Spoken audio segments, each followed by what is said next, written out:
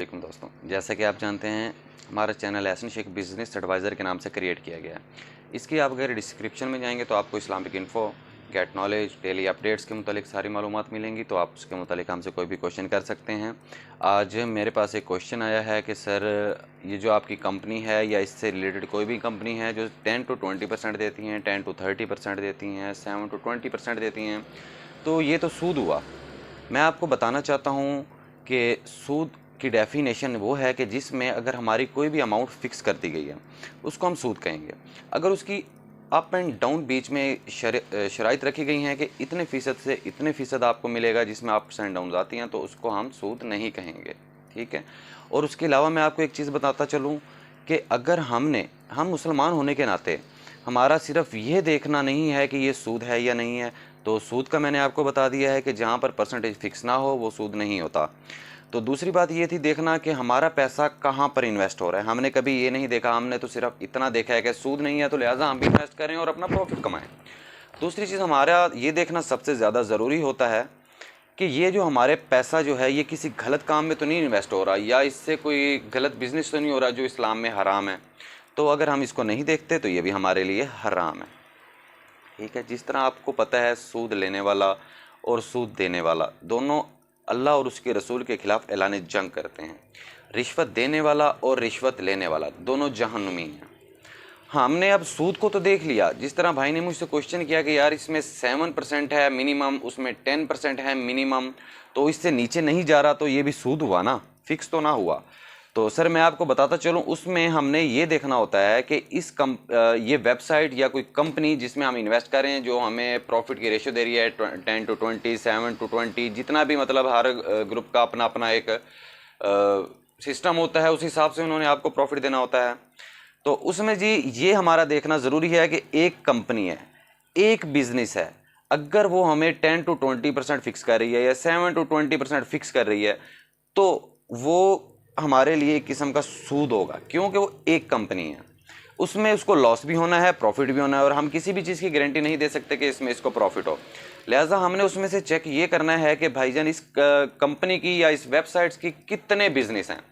अगर उनके 24 बिजनेस हैं, 25 बिजनेस है, जिस तरह मैंने आपको बताया बिफोर ग्लोबल के इस टाइम 25 बिजनेस पाकिस्तान में चल रहे हैं, ऑल ओवर दी वर्ल्ड कोई 28 कंट्रीज़ में ये और काम कर रही है बिफोर यू। तो अब इसको एक कंपनी में बिलफर्ज अगर लॉस होता है तो बाकी 24 कंपनियां हैं इसके प्रॉफिट के लिए। अगर इसके 2 में होता है, 3 में होता है, तो लिहाजा मैं कहता हूं कि अगर 10 में भी होता है तो भी 15 कंपनियां इतने हाई लेवल पे काम कर रही हैं कि उनको उनका प्रॉफिट देते हुए कोई इशू नहीं होगा। तो लिहाजा ये फिर सूद ना हुआ। ठीक है। अगर एक ही कंपनी है तो उसमें 100% होता है कि भाईजान ये अप जाएगी या डाउन। अगर हमने उसका सिर्फ अप को ही देखा है तो हमारा तो 10% हमें आ रहा है, तो वो लॉस में भी जा सकती है।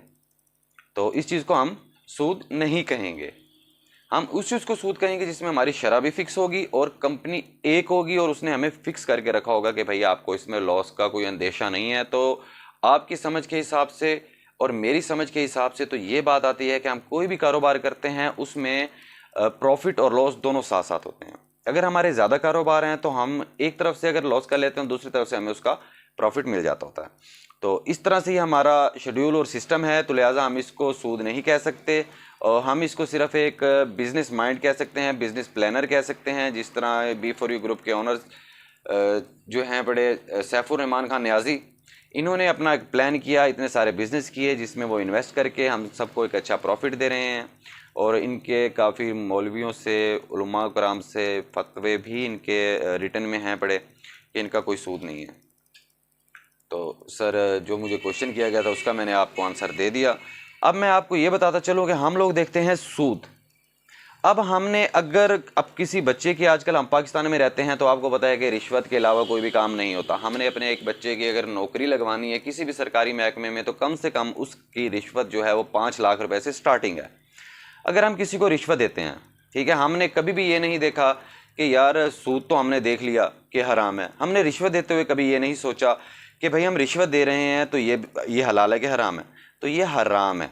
आपने रिश्वत दी, आपने सारी ज़िंदगी अपने आप को भी हराम खिलाया, अपने बीवी बच्चों को भी हराम खिलाया, अपने माँ बाप को भी हराम खिलाया, और उनकी नस्लें रिश्वत दर रिश्वत देती आएंगी, इसी तरह से अपना प्लान चलती आएंगी, नौकरियां करती आएंगी और सारी ज़िंदगी हराम के प्लेटफॉर्म पे हम लग जाएंगे। हमने रिश्वत देने को कभी नहीं सोचा कि ये कितना बड़ा गुनाह है, हमें रिश्वत नहीं देनी चाहिए। जो हमारे नसीब का रिस्क है वो हमें मिलकर रहता है। रिस्क इंसान को मौत की तरह ढूंढता है।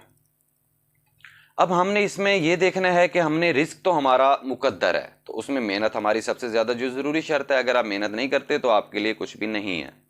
और आप कहें कि घर बैठे हमारा नसीब हम तक पहुंच जाएगा, तो ऐसा भाई कभी भी नहीं होता। ये आपकी गलत सोच है।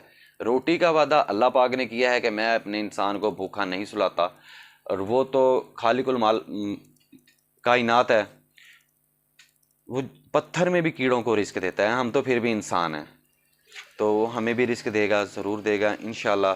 तो हमें उस पर पूरा भरोसा होना चाहिए, अल्लाह पाक की ज़ात पर।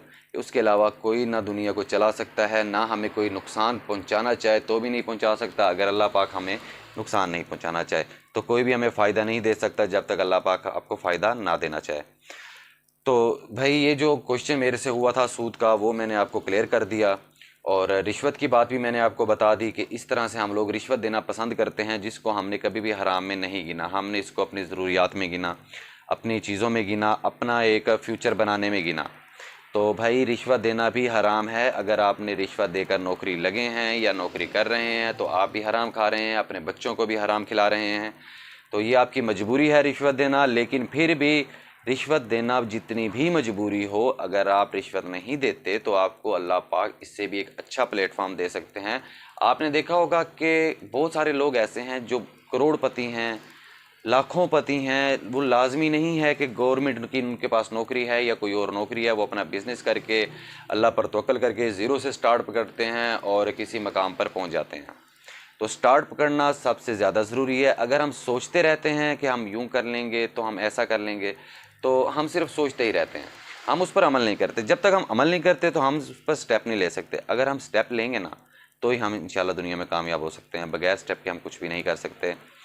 हम अपने बच्चे को 5 लाख रुपया रिश्वत देकर नौकरी पर लगवाते हैं। उसकी स्टार्टिंग सैलरी स्टार्ट होती है जी 18,000 रुपये से।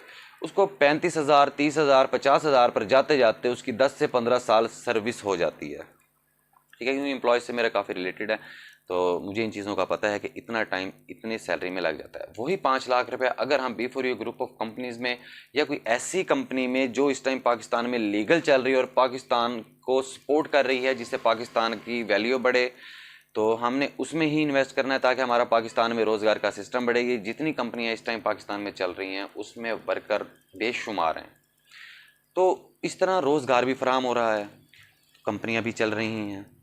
तो हमने यही देखना है कि अब हमने रिश्वत की बजाय कोई ऐसी कंपनी या कोई ऐसा कारोबार जो हमने अपने बच्चों को करके देना है, अपने बड़ों को करके देना है, जो रिश्वत से पाक हो, सूद से पाक हो, हराम से पाक हो। हम 5 लाख रुपए वहाँ पर इन्वेस्ट करने के बजाय अगर हम B4U ग्रुप ऑफ कंपनीज़ में इन्वेस्ट करते हैं तो मिनिमम प्रॉफिट 7% है। उस लिहाज से आपका बनता है 35,000। 35,000 से आपकी ये प्रॉफिट जाएगी तकरीबन 1.5 लाख 2 लाख तक। तो मेरे हिसाब से मिनिमम बंदा अपनी सोच हमेशा मिनिमम पे रखे। और मिनिमम तो 7% है, लेकिन कभी भी 7% के हिसाब से नहीं आए, क्योंकि अल्हम्दुलिल्लाह हमारी जो कंपनी है ये बहुत ज़्यादा प्रॉफिट में जा रही है। इनका हर प्रोजेक्ट, हर काम बहुत ही ज़्यादा माशाल्लाह ज़बरदस्त और प्रॉफिट में जा रहा है। तो ये हमें कभी 10, 12, 13, 14, 18, 8%, 9% तो हमारा यानी कि कॉमनली इसका प्रॉफिट हमें मिलता है। तो हमें इसमें इन्वेस्ट करना चाहिए ताकि हम अपना फ्यूचर सिक्योर कर सकें। और स्टार्टिंग अगर आप 5 लाख रुपए रिश्वत देना चाहते हैं तो वो देने की बजाय आप B4U ग्रुप ऑफ कंपनीज़ में अपना अकाउंट बनवाएं, उसमें आप पैसे रखें ताकि आपकी स्टार्टिंग सैलरी 35,000 से स्टार्ट हो जाए। और आप बाकी का वक्त जो है अपने किसी अच्छे काम में या अपनी पढ़ाई को मज़ीद बढ़ाने में लगा सके ताकि आपके घर का सर्कल भी चलता रहे। और आप साथ साथ अपनी पढ़ाई करना चाहते हैं तो वो भी कंटिन्यू रखें। तो पढ़ा लिखा इंसान जितना होता है उसके लिए फ़ायदा होता है। कहते हैं ना कि इल्म एक ऐसा ख़जाना है जिसको कोई चुरा नहीं सकता।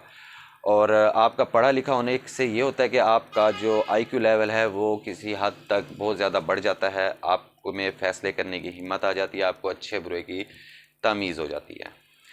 तो बस आज का टॉपिक इतना ही था। इंशाल्लाह अगली वीडियो में हमारे से कोई भी भाई क्वेश्चन करेगा तो इंशाल्लाह मैं उस भाई के लिए स्पेशल एक वीडियो क्रिएट करूँगा और उनको उसका सारा तरीक़ाकार बताएंगे। शुक्रिया, अल्लाह हाफिज़।